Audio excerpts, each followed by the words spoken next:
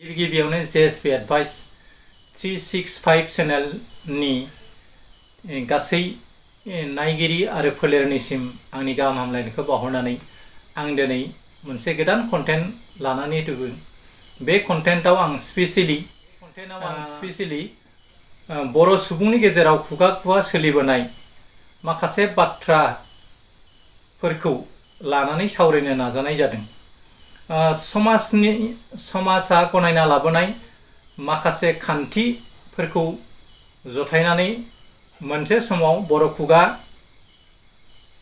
थुनलाइनि अजा सुकुमार बसुमतारिया सोरजिलांनाय माखासे मोनथिनो गोनां गुमुर आरो बर' समाजाव सोलिबोनाय माखासे बाथ्रा खान्थिफोरखौ आं बे कन्टेन्टनि जोहै फोरमायनो नाजानाय जादों। गोदो गोदाय बर' समाजनि बिमा बिफा आरो बिबौफ्रा गावसोरनि फिसा फिसौफोरखौ गुनि गियान आरो मेलेम बरा खालामनो थाखाय बिथांमोननो माखासे बाथ्रा बाननि गेजेरजों सोंनाय फिननाय आजिरा समफ्राव लानाय जायोमोन आरो बेफोरनि जोहै बर' समाजनि माखासे गथ' गथायफ्रा गोदो गोदाय गोबां समाजाव सोलिबोनाय माखासे खान्थिफोरखौ मिन्थिनो गुमुर मोनोमोन।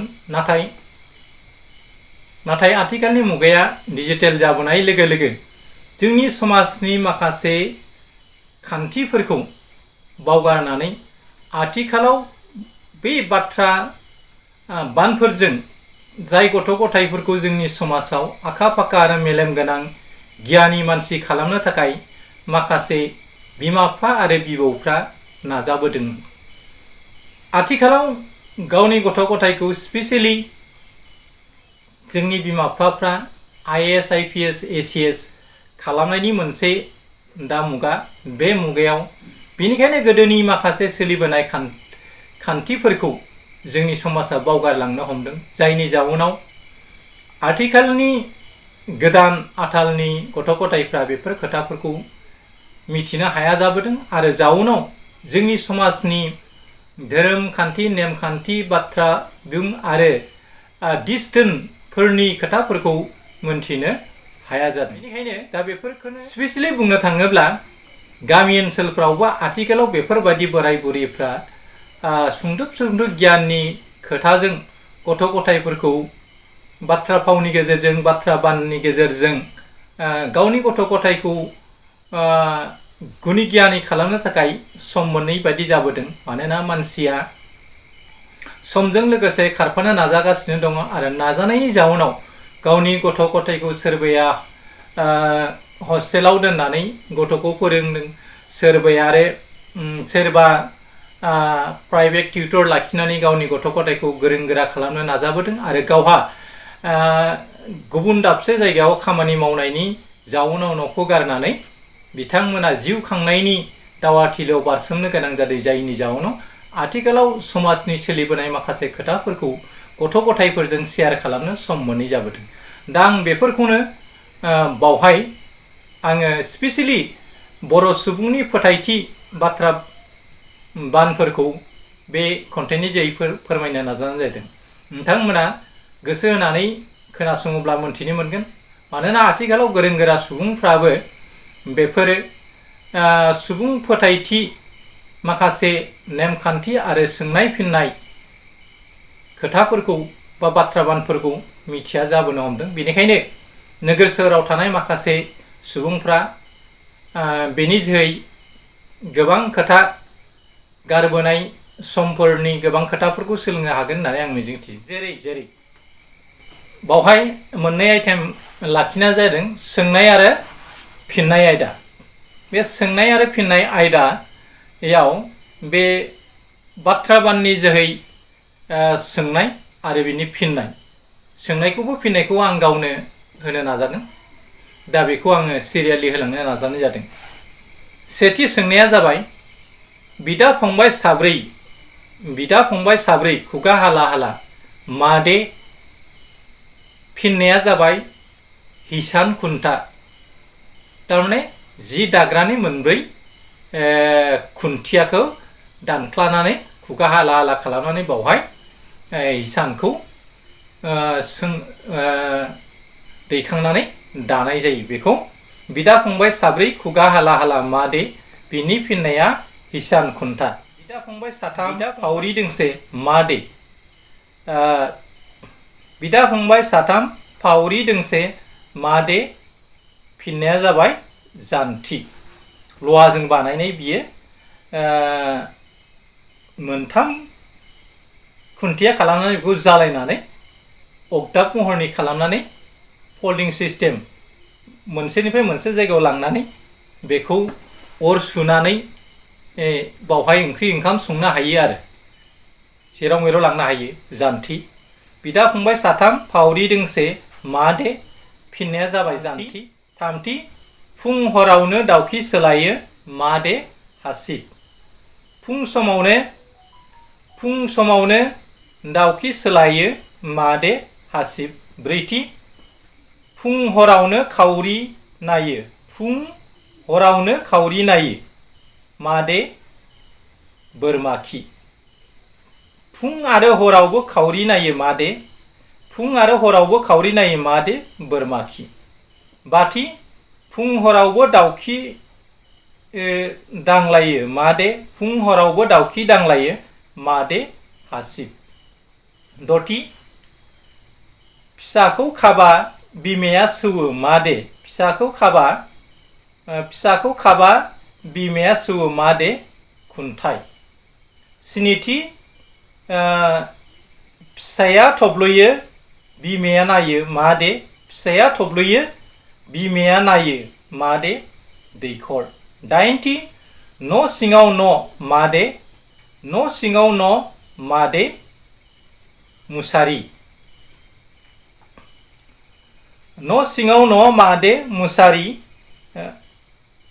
गुथि फिसाया खियो बिमाया आजावो मादे फिसाया खियो बिमाया आजावो मादे फिसाया खियो बिमाया आजावो मादे सान्द्रि एबा दाला संग्राय। जिथि जिं जिं मोदोम गेजेराव हारा मोनसेल' मादे जिं जिं मोदोम गेजेराव हारा मोनसेल' मादे माइहुं। जिसेथि थुरिबारियाव एम्बौ जिरायग्रा न' मादे थुरिबारियाव एम्बु जिरायग्रा न' मादे थुरिबारियाव एम्बु जिरायग्रा न' मादे मैखुन। जिनैथि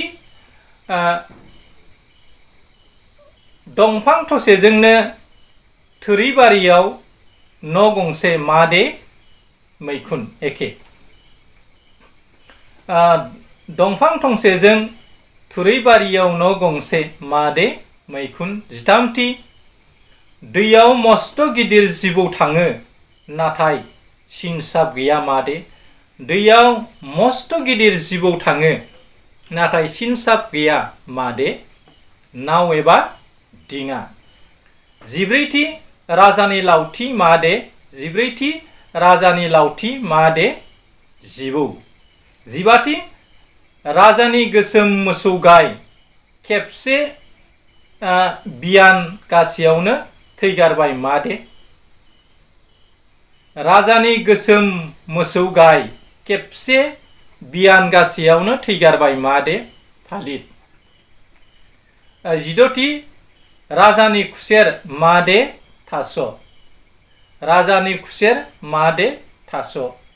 जिस्निथि मानसि बायदि मानसि नों आखाइबो दं आथिंबो दं मानि थाखाय सिजाबायो अखा बांखायाव मादे। जिस्निथि मानसि बादि मानसि नों आखाइबो दं आथिंबो दं मानि थाखाय सिजाबायो अखा बांखायाव मादे मोख्रा। दाउसिन दाउला जिब जुनारफ्रा आखाइ गैयाब्लाबो बिथांमोना बाहाबोनानै थायो नाथाय मोख्राया मानसि बायदि आथिं आखाइ थासेयावबो बियो न' लुना थानो रोङा। बेखायनो बुंदों मानसि बायदि मानसि नों आखाइबो दं आथिंबो दं मानि थाखाय सिजाबायो अखा बांखा मादे मोख्रा। 18थि हाखर हाला रानजोबलांबाय दंफां सायाव दै थाबाय मादे। हाखर हाला रानजोबलांबाय दंफां सायाव दै थाबाय मादे नारिखल। 19थि मा दाउआ दाउनि राजा मा दाउआ दाउनि राजा।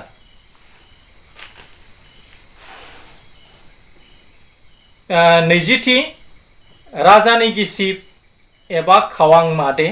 राजानि गिसिब एबा खावां मादे बेरेबाहा। 21थि राजानि फुख्रि एम्फौ मासेबो हाबनो हाया बार एसेबो हाबनो हाया मादे। राजानि फुख्रि एम्फौ मासेबो हाबनो हाया बार एसेबो हाबनो हाया मादे नारेंखल। राजानि फुख्रि एम्फौ मासेबो हाबनो हाया बार एसेबो हाबनो हाया मादे नारेंखल। 22थि दै सिङाव लेखा लिरग्रा मादे साम'। दै सिङाव लेखा लिरग्रा मादे साम' बा सामु। 23थि फुं हरावनो गराय सेनसायो मादे। फुं समावनो गराय सेनसायो मादे दिंखि। आथिखालाव दिंखिया सावथाल आरो असमियाफोरनियाव दङ नाथाय बर'फोरनियाव बे दिंखिया गोमालांनो हमबाय। गुबैयै दिंखि आरो उवाला बर'फोरनि मिल माइ सौग्रा मेचिन दिहुननो आगोलाव बर'फ्रानो बेखौ सोरजिजेनदोंमोन। आथिखालाव बियो बर'फोरनिफ्राय गोजानाव जानगारलांनो हमबाय नाथाय दासिमबो सावथाल आरो असमियाफोरनि गेजेराव बियो दङ। 23थि फुं हरावनो गराय सेनसायो मादे दिंखि। 24थि सानजौफु थिराव फावरि थिलाला खाना आलि होग्रा मादे। सानजौफु थिराव फावरि थिलाला खाना आलि होग्रा मादे बिजि। 25थि राव दङ मानसि गैया मादे। राव दङ मानसि गैया मादे रेडिअ'। 26थि हादोर दङ मानसि गैया मादे। हादोर दङ मानसि गैया मादे मानचित्र मेप। मान सावगारि होनना बुङो बर'आव। हादोर दङ मानसि गैया मादे मानचित्र असमियाव बर'आव मान सावगारि मेप थामहिनबा। 22थि उदैयाव गानफब जोनफब देलायब्ला खुयो मादे। उन्दैयाव गानफब जोमफब देरब्ला खुयो मादे। उन्दैयाव गानफब जोमफब देरब्ला खुयो मादे औवा। 28थि उदैयाव सिं गंनाय देरब्ला गोथों जानाय मादे। उदैयाव सिं गंनाय देरब्ला गोथों जानाय मादे दिंखा। 29थि जानजाय खाफ्रा खाफ्रि दैयाव जुम बाज्रुमग्रा मादे माइज्लिख'। आथिखालाव माइज्लिख' बानायनानै खोथिया फोनाय नेमखान्थिया बर'फोरनि गेजेराव गोमालांनो हमबाय। मानोना गोदो हेबनानै खाथाख' बादि हेबनानै बावहाय जिगाबजों सोरगिदिं होनानै बस्ता बादि बेखौ आरामसे खाथि जिरनानै बेखौ बानायनानै खर'आव खाथुमनानै बेखौ आथिखालाव बस्ताखौ जेरै जोङो माइज्लिखौ सोनानै फुख्रि बा दैमायाव सोमनानै जोङो खोथिया बानायो थिग बेबायदिनो गोदोनि दिनाव माइज्लिख'आवसो बर'फ्रा माइ जोलैखौ दोनोमोन आरो बेखौनो जि माइखौ फोनो गोसो बे माइखौ बे माइज्लिख'आव सिनायथि लाखिनानै बेखौ सोमनानै फोनाय जायोमोन। जानजाय खाफ्रा खाफ्रि दैयाव जुम बाज्रुम मादे माइज्लिख'। 30 बारि सिङाव साथा हमो मादे बारि सिङाव साथा हमो मादे मैखुन राजानि थिमि रावबो खेवनो हाया मादे राजानि थिमि रावबो खेवनो हाया मादे दाउदै 32थि लैथोनि दैया जोब्बा दाउआ थैयो मादे लैथोनि दैया जोब्बा दाउआ थैयो मादे बाथि लैथोनि दैया जोब्बा दाउआ थैयो मादे बाथि 33थि बिमाया दलद थायो फिसाया फ्लं फ्लं थाङो मादे बिमाया दलद थायो फिसाया फ्लं फ्लं थाङो मादे सिलाय गान थारमाने 34थि राजानि फुख्रि हाब्बा ओंखार हाया मादे राजानि फुख्रि हाब्बा ओंखार हाया मादे सेन 35थि दंफां गैया फिथाइ दङ बिगुर गैया बिलाइ गैया थेन्था दङ मादे दंफां गैया फिथाइ दङ बिगुर गैया बिलाइ गैया देन्था दङ मादे जाग्रा बरफ आइसक्रिम होननानै बुङो दंफां गैया फिथाइ दङ बिगुर गैया बिलाइ गैया देन्था दङ मादे जाग्रा बरफ 36थि आखाइ दङ आसि गैया गोदना दङ खर' गैया उदै दङ आथिं गैया मादे 36थि आखाइ दङ आसि गैया गोदना दङ खर' गैया उदै दङ आथिं गैया मादे आखाइ दङ आसि गैया गोदना दङ खर' गैया उदै दङ आथिं गैया मादे गस्ला 37थि खोमायाव हमबा लाजियो मादे खोमायाव हमबा लाजियो मादे दैहु थारमाने दैहुसे आबुं दै लानानै जुदि हानि दैहुआव हमोब्ला बा पितलनि बा फिथलाइनि जुदुआनो जायाथों मानो हमोब्ला दिलिननानै नोंनि आथिं बा हमायाव गोलैनो हायो फिस्लायनायखौ बुंदों आरो खोमायाव हमबा लाजियो मादे दैहु दैहु लानाय लोगो लोगो आबुं दै लानाय लोगो बेखौ जानजियाव दैखांनायनि आगराव खोब सामोलै बेखौ जानजियाव हमनानै मोजां रोखोमै गावनि जानजियाव लानानै बेखौ दैखाङाब्ला बा न'आव लांनो नाजायाब्ला बियो फिस्लायनानै जाय दैहुखौ दैखाङो बिनि आथिङाव बियो खुन खालामनो हागौ बा दुखु होनो हागौ बेनिखायनो बुंदों 37थि खोमायाव हमबा लाजियो मादे दैहु 38थि सिङाव हारा स्राव स्राव सायाव मोदोम गोजा मादे न' थामहिनबा गोदो गोदाय थिंनि न' लुनाया बारा गोबाव जायाखै गोदो गोदायनि समाव खामि बा औवा बुरखाखौ फिसा फिसा दानखावनानै बा औवा बिज्लो औवा थेरेखौ दाननानै बावहाय रुवा बानायनानै गोदो खामिजों खायै खायै बर'आनो जा गुबुन माहारियानो जा मोनसे समाव थुरिजों न' लुयोमोन थुरिजों न' लुनानै थानायनि हुदा दंमोन नाथाय लासै लासैनो मुगाया सोलायबोनाय लोगो लोगो बे थुरिजों लुनाय न'आ गोमालांनो हमो मानोना थुरिजों लुनाय न'खौ 5 बोसोर 10 बोसोरनि उनाव सोलायबाय थानो गोनां जायो आरो एन्जरा बांद्राय बाहा लानायनि जाउनाव गोबां जेंनाजों भुगिनो गोनां जायो आरो बारहुंखाजों गोबां बिथिङाव एक्सिडेन्ट जानानै थैजानो गिनांगौ जायोमोन मानोना खेबले खेबले जोथोन लाबाय थानो गोनां जायोमोन बेनिखायनो आथिखालाव सिमेन्ट खुन्टा बानायनाया आथिखालाव गोब गोब बाथाम दोथाबनानै न' लुनाय हुदाया जाबाय सिङाव हारा स्राव स्राव सायाव मोदोम गोजा मादे न' 39थि फुं हरावनो जिबौ जाथि खारो मादे फुं हरावनो जिबौ जाथि खारो मादे दैहु 40थि दंफां फांसे दालाय मोनब्रै बोसोरसेयाव फिथाइ थाइसे थाइसे थायो मादे मोसौ गाय दंफां फांसे दालाय मोनब्रै बोसोरसेयाव फिथाइ थाइसे थायो मादे मोसौ गाय 41थि बिदा फंबाय साबा गिदिरथारा मोसाबाय थायो फंबाय साब्रैया नायबाय थायो मादे सादा नानाय बिदा फंबाय साबा गिदिरथारा मोसाबाय थायो फंबाय साब्रैया नायबाय थायो मादे सादा नानाय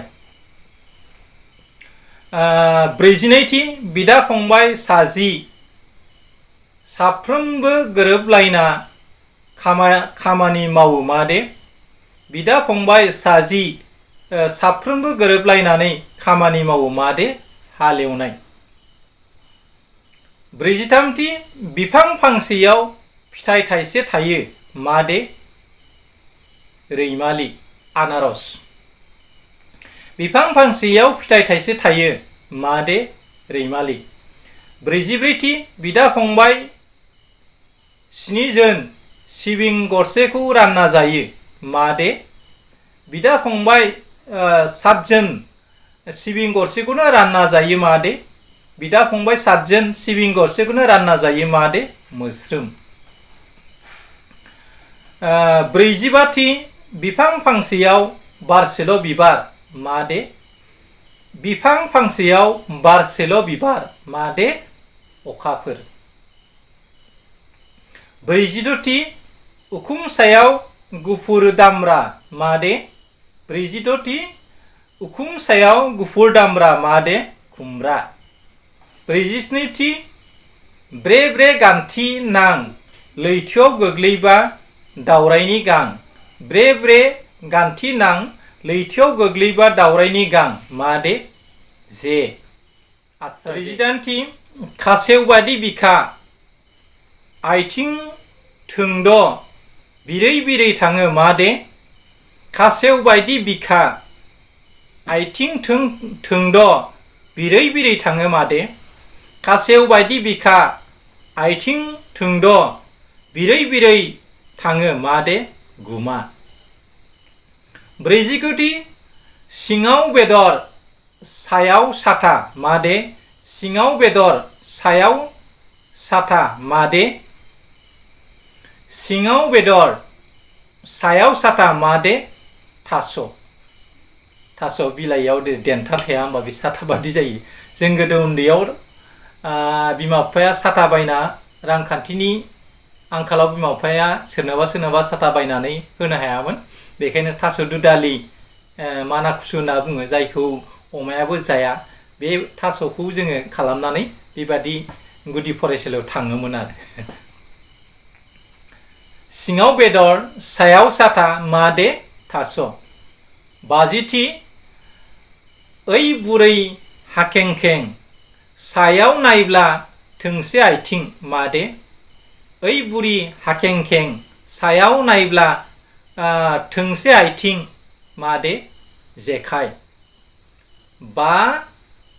बाजिसेथि आथिं थोंसे दाउब' मोना मोना मोसायो सानफ्रोमबो मादे आथिं थोंसे दाउब' मोना मोना मोसायो सानफ्रोमबो मादे गिसिब बाजिनैथि 12 हात सिमलि 13 हात बोन्दों आदार जायो फिसा मादे 12 हात सिमलि 13 हात बोन्दों आदार जायो फिसा मादे मावजि 12 हात सिमलि 13 हात बोन्दों आदारा जायो फिसा मादे मावजि बाजिथामथि राजानि थखन गान्थि ब्रे ब्रे मादे बुन्था एबा जुगुन्दी राजानि थखन गान्थि ब्रे ब्रे मादे बुन्था एबा जुगुन्दी बाजिब्रैथि हरखि सान दल दामबाय थानाय मादे हरखि सान दल दामबाय थानाय मादे मोसौ लानजाय दाने हर सान मोसौआ गोदोनि दिनाव आथिखालनि बायदि मोसौ गलियाव मुस्रि सोंनाय नेमखान्थि गैयामोन बिनिखायनो गोदो गोदायनि मानसिफ्रा धुपा होयोमोन धुपा होनानैबो हरसे थोलो मोसौनाव बानाय थाम्फैखौ होखारनो हायामोन जाउनाव मोसौआ बे थाम्फैखौ होखारनो थाखाय हर सान लानजाय सिबबाय थानो गोनां जायो बेखौनो बुंदों। हर सान दल दामबाय थानाय मादे हर सान दल दामबाय थानाय मादे मोसौ लानजाय। बाजिबाथि हरखि सान आखाइ खब्बाय थानाय मादे हरखि सान आखाइ खब्बाय थानाय मादे खोमा फारनै। हरखि सान आखाइ खब्बाय थानाय मादे खोमा फारनै। बाजिद'थि गारि गंसे मोसौ हालिसे मानसि सासे हरखि सान बिराद बजाय लानानै गारि होबाय थायो मादे सिलाय। गारि गंसे मोसौ हालिसे मानसि सासे हरखि सान बिराद बजाय लानानै गारि होबाय थायो मादे सिलाय। बाजिस्निथि हराव जोंथा माथा स्रोद जोङो स्रोद गोमोरो सानाव थाखोमायो मादे सांग्रेमा। हराव जोंथा माथा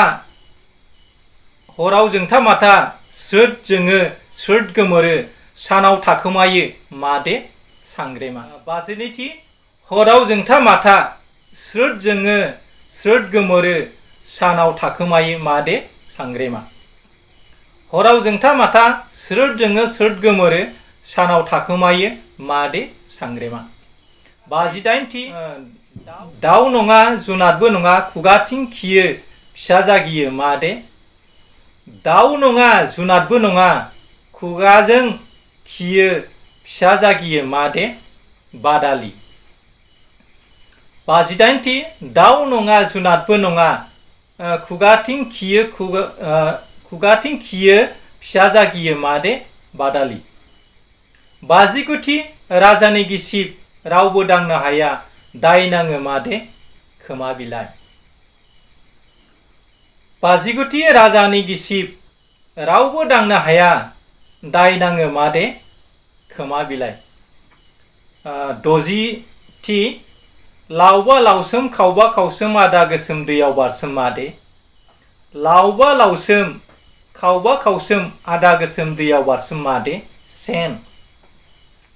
द'जिसेथि मा जुनादा खिब्ला फबो मादे मावजि मा जुनादा खिब्ला फबो मादे मावजि। द'जिनैथि मा जुनादा खिनाय सिगां खिबौखौ मुथियो मादे गाद्रा मा जुनादा खिनाय सिगां खिबौखौ मुथियो गाद्रा। द'जिथामथि खोमोन गैयै मावजि मादे सिखाव। द'जिब्रैथि बाबाबो गां बिरबाबो गां मा दाउ बिलाइ दिन्दांदां मादे गान्दौला। बाबाबो गां बिरबाबो गां मा दाउ बिलाइ दिन्दांदां मादे गान्दौला। बाबाबो गां बिरबाबो गां मा दाउ बिलाइ दिन्दांदां मादे गान्दौला। द'जिबाथि सयथा साखा गोनां गांसो जायो दोन्दालबो होजायो मा मटर बिलाइ मादे गुमा। सयथा साखा गोनां गांसो जायो दोन्दालबो होजायो मा मटर बिलाइ मादे गुमा। दा गोदो गोदाय जों उन्दै समाव बेबायदि हानि दानाय बा आथिखालनि सुइसजों बानायनाय फिसा फिसा मटर गारि गैयामोन आरो बै समाव। दा बिमा बिफाफ्रा बै समाव गुमा गदलखौ बा गां गुफुरखौ हमनानै खुन्दुंजों खानानै बेखौ बोयोमोन आरो गुमाजों गोदो गोदाय बर' गथ'फ्रा बेबायदि गेलेनायनि हुदा दंमोन आरो दा बेखौनो बुंदों गुमाखौ बुंदों आरो। सयथा साखा गोनां गांसो जायो दोन्दालबो होजायो मा मटर बिलाइ मादे गुमा। राजानि बिबार अनेक बारो राजानि बिबार अनेक बारो मोदोमनाय गैया रावबो खानोबो हाया मादे राजानि बिबार अनेक बारो मोदोमनाय गैया रावबो खानोबो हाया मादे हाथरखि। दानि सोरगो अख्राङाव बिबार बादि समायना रमायना जोंथि जोंथा थायो नालाय दा बेखौ राजानि बिबार सोरगो रायजोनि बिबार बेखौ रुजुथों आरो दा बेखौथ' रावबो खानो हाया अराय सम बियो गोजोरै अख्रां सायावनो थाबाय थायो। बेखायनो बुंदों राजानि बिबार अनेक बारो मोदोमनाय गैया रावबो खानोबो हाया मादे हाथरखि 67थि फुङाव उजियो मोनाबिलियाव थैयो रावबो गाबनाय गैया मादे फुङाव उजियो मोनाबिलियाव थैयो रावबो गाबनाय गैया मादे साना फुं समाव ओंखारो आरो मोनाबिलि समाव हाबो बे सान हाबनाय आरो ओंखारनायखौ लानानै रावबो सुबुङा मा गाबा बेनि थाखायनो बुंदों फुङाव उजियो मोनायाव थैयो रावबो गाबनाय गैया मादे सान 68थि सायावबो हारा सिङावबो हारा गेजेराव मोदोम गोजा मादे सायावबो हारा सिङावबो हारा गेजेराव मोदोम गोजा मादे खफ्रि सायावबो हारा सिङावबो हारा गेजेराव मोदोम गोजा मादे खफ्रि 69थि मा फुख्रिखौ हरखि सान फबबाबो फबनो हाया मादे मा फुख्रिखौ हरखि सान फबबाबो फबनो हाया मादे उदैखौ हर सान जों ओंखाम जाबाय थायोब्लाबो जोङो मा ओंखाम जानायखौ मानसिखौ गारहोनो हाया बा उखै गानो हाया बेनिखायनो बेसेबा गिदिर फुख्रिखौ जेरैहाय फबनानै फबखोनो हाया बेबादिनो मानसिनि उदैनि जि उखैनाय बेखौ फोजोबनो हाया बेखौ बुंनाय जादों आरो मा फुख्रिखौ हर सान फबबाबो फबनो हाया मादे उदै मा फुख्रिखौ हर सान फबबाबो फबनो हाया मादे उदै 70थि मा दाउ जोलाया दाउजोखौ बिदै गनाय समाव गुदुंखौनो लिरथेयो मादे मा दाउ जोलाया दाउजोखौ बिदै गनाय समाव गुदुंखौनो लिरथेयो मादे धनेश दाउआ मा बियो स्पेसियेलि बिमाया गावनि फिसाखौ गफाय जाजासिम बा देरजासिम मा बे धनेश दाउनि जोलाया बै फिसा आरो बिमानो आदार जथायनानै होनो गोनां जायो बेनिखायनो बियो मा बिदै गनाय समाव गुदुंखौ लिरथेना लायो आरो खालि गोरनाखौल' दिहुनो आरो जेब्ला फिसा फिसौआ देरो लायो अब्ला बाहानिफ्राय बिरगलाङो दा बे खोथाखौनो बुंदों मा दाउ जोलाया दाउजोखौ बिदै गनाय समाव गुदुंखौ लिरथेयो मादे धनेश दाउ 70थि मा दाउ जोलाया दाउजोखौ बिदै गनाय समाव गुदुंखौ लिरथेयो मादे धनेश दाउ दा बे सुबुं फोथायथि हरखाब सोंनाय फिननाय आयदानि जोहै गोदो गोदायनि समफ्राव गथ' गथायखौ मेलेम बरा खालामनो थाखाय बिसिनि बिबै बिबौफ्रा बेबादि आजिरा समफ्राव जिरायनाय समफ्राव बिदि रायलायनानै गियान होयोमोन आरो बिसिनि मेलेमखौ फोजौखांनो थाखाय बेफोरबादि सोंनाय फिननाय आयदाखौ लायोमोन आरो बेनि गेजेरजों न'खरनि गेदेमाफोरखौ सनमान होनाय मानिनाया सोलिबोदोंमोन मानोना खोथायावनो दं बुहुमनि मादाव बयनिख्रुइ देरसिन बुहुम फरायसालियानो जाबाय गावनि न' बे न'खरनि बिमा बिफाफ्रा बुहुम फरायसालिनि सासे गेदेमा फोरोंगुरु बायदि बेनिखायनो बुंदों न'आनो बयनिख्रुइ देरसिन बुहुम फरायसालि न'नि थासारिया मोजांब्ला गथ' गथायनि थासारि आखल आखु साननाय हनायफ्राबो मोजां जायो बेखौ नोजोर बोनानै गोदो गोदायनि आबै आबौफ्रा